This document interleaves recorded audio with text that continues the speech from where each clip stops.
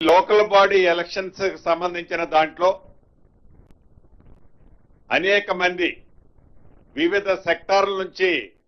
అనేక అభ్యర్థనలలో అనేక మంది మంత్రులకి, గౌరవ ముఖ్యమంత్రి గారికి, ఉప ముఖ్యమంత్రి గారికి, అదే రకంగా పంచాయతీరాజ్ శాఖ మంత్రి గారికి, మా సహచర మంత్రులందరికీ కూడా ఏవైతే గత ప్రభుత్వంలో ఇద్దరు పిల్లల నిబంధన ఉండేది,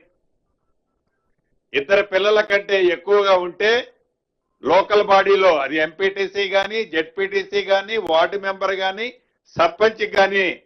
నిలబడే అర్హత ఉండేది కాదు ఆనాటి ప్రభుత్వం చేసిన చట్టం వల్ల. దాన్ని ముఖ్యంగా ఈరోజు కేబినెట్ లో మా సహచర మంత్రివర్యులు శ్రీహరి గారు వారు మొదట లేవనెత్తిన ఈ అంశాన్ని కేబినెట్ అంతా కూడా సానుకూలంగా స్పందించి దీన్ని